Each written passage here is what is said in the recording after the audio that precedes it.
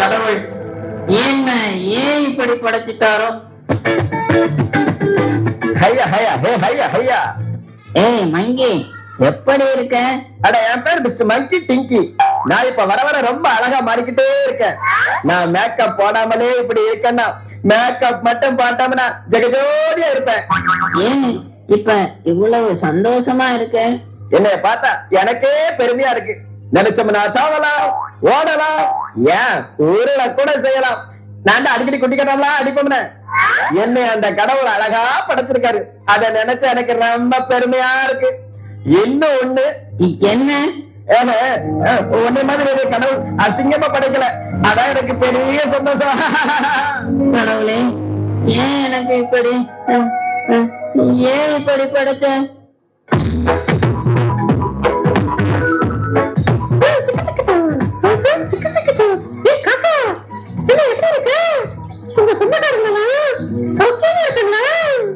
ஆமா, ஏதோ இருக்கும். ஆனா என்ன நீ இவ்வளவு ஜாலியா இருக்க? ஒரு ஃபங்க்ஷன், அதுல என்னோட டான்ஸ் இருக்கு. அது மட்டும் ஆடிக்கிட்டே ஆடுகிறேன். கண்ணை உருட்டி உருட்டி, காதை ஆட்டி ஆட்டி, கையை காலை சுழட்டி நான் ஏதாவது ஒரு பாட்டு பாட வரட்டுமா? Please please.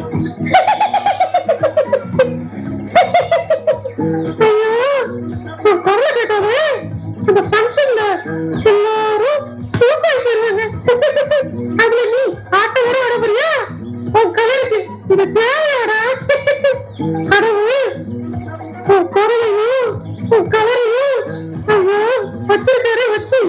ஆனா என்ன பாரு, எவ்வளவு அழகா எவ்வளவு இனிமையா படைச்சிருக்காரு.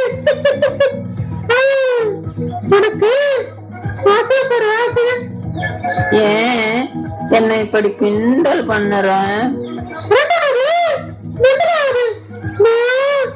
உண்மையை சொன்னா உனக்கு கோபம் வருது. நான் அழகா இருக்கிறது உனக்கு பிடிக்கவே இல்லை. கருப்பு காக்காச்சி, நான் வரட்டேன். கடவுளே, எல்லா மிருக ஜீவன்களையும் ரொம்ப அழகாவும் இனிமையாவும் படைச்சிட்டு என்ன மட்டும் ஏன் இப்படி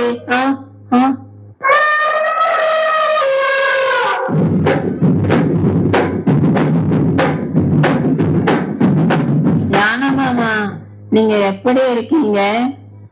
உன்னோட இருந்து ஒரு 70 கிலோ கூடி இருக்க.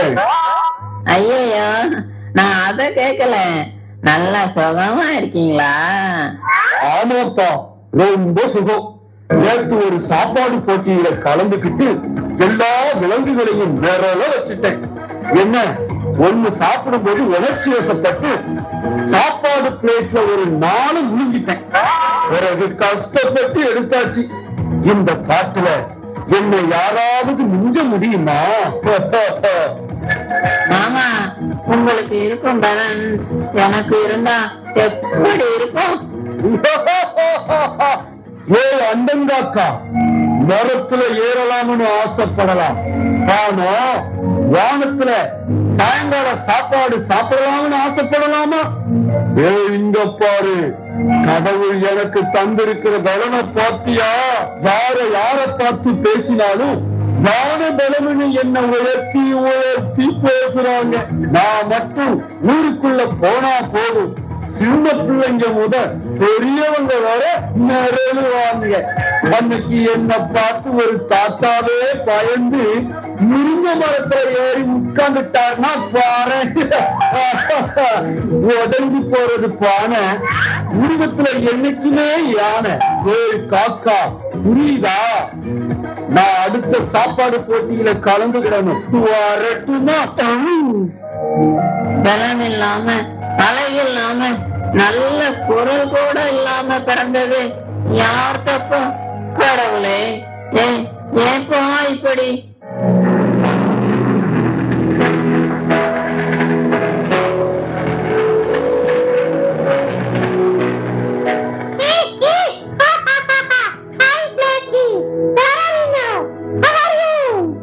உனக்கு என்ன, ஆண்டவர் உன்னை அழகாவும் இனிமையாவும் படைச்சிருக்காரு.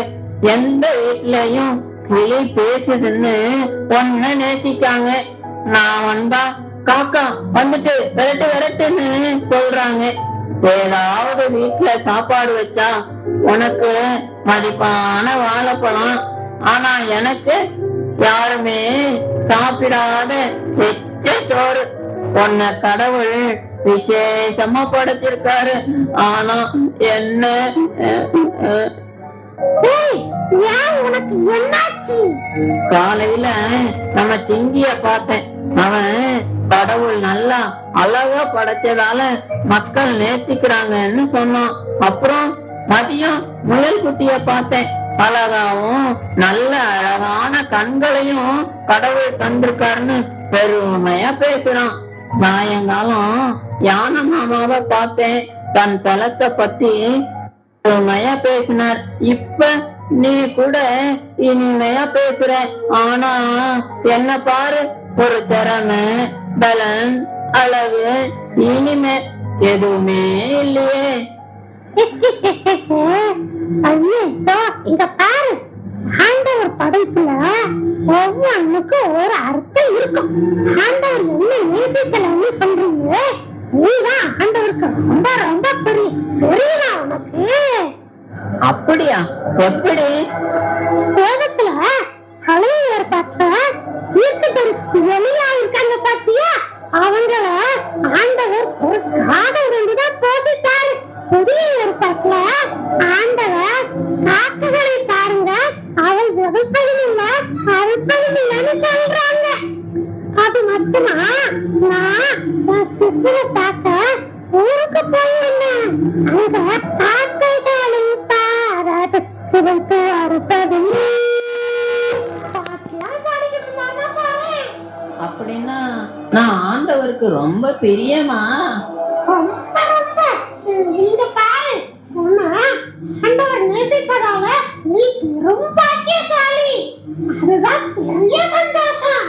இன்னைக்கு ஊர்லயும் சரி, அநேக பிள்ளைங்க ரொம்ப அழகா இல்லையே, எனக்கு திறமை இல்லையே, எனக்கு பலன் இல்லையேன்னு ரொம்ப ஃபீல் பண்றாங்க, சோகமா மாறிடுறாங்க.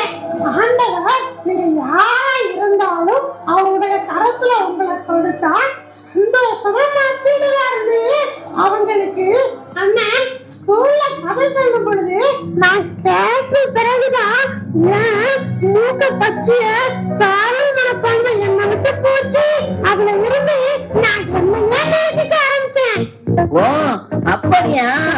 ஏசுநாதரே என்னை பத்தி பேசியிருக்காருன்னு நினைக்கும் போது என்ன சந்தோஷம். தேவ மனுஷன் எலியாவுக்கு சாப்பாடு கொடுக்க எங்க எனக்கதான் கடவுள் தேர்ந்தெடுத்திருக்காருன்னு நினைக்கும் போது என்றுமே நீங்காத சந்தோஷம் எனக்குள்ள வருது. நான் இனிமே எதுக்குமே கவலைப்பட மாட்டேன், எப்போது சந்தோஷம்தான். காகத்தின் கவலை நீங்கியது, சந்தோஷம் பொங்கியது. ஆண்டவர் உங்களை விசேஷித்த விதமாய் படைத்து எவ்வளவு அதிகம் நேசிக்கிறார் என்பதை நினைத்து பாருங்கள். கவலையை விட்டுவிட்டு எப்பொழுதும் சந்தோஷமாயிருங்கள். ஓகே, பப்பட்டு காகத்தினுடைய கவலை. இதே போல நமக்கு நிறைய கவலை இருக்குல்ல. நான் அப்படி இருக்கேன், இப்படி இருக்கேன், எனக்கு அது இல்லை, எனக்கு இது இல்லை, நான் அவங்களுக்கு அப்படி இருக்கு, இவங்களுக்கு இப்படி இருக்கு அப்படின்னு சொல்ற ஒரு எண்ணம் நமக்குள்ள இருக்கலாம் தம்பி தங்கச்சி. ஆனா அது இருக்கக்கூடாது. இந்த பப்பட் ஷோ பாக்குறதுனால நீங்க அந்த ஒரு தீர்மானத்துக்குள்ள வாங்க, சரியா? ஒருபோதும் அந்த கவலை இருக்கக்கூடாது. கர்த்தர் சொல்லியிருக்காரு, இவைகள் எல்லாவற்றையும் காட்டிலும் நம்ம விசேஷமானவங்க அப்படின்னு சொல்லிக்கிட்டு. புரியுதா? நம்ம வி ஆர் ஸ்பெஷல். நம்மளாம் ரொம்ப ஸ்பெஷலான யூனிக் பர்சன். கர்த்தர் நம்மளை வந்து எல்லாரையும் தனித்துவமாக படைச்சிருக்கிறார், சரியா? அதனால நாம வந்து கர்த்தர் நம்மை படைத்த அந்த விதத்தை பார்த்து நம்ம ஆண்டருக்கு நன்றி செலுத்தணும். ஒரு பிரயோஜனமான பயனுள்ள வேலையில கர்த்தர் நம்மளை படைச்சிருக்காங்க, அந்த காரியத்தை நம்ம நிறைவேற்றணும், சரியா? நமக்கு அருமையான பப்பட் ஷோ செய்த இந்த டீமுக்கு நம்ம கை தட்டுகிறீங்க. ஒரு டீச்சர்ஸ் மாத்திரம் என்ன கை தட்டீங்க?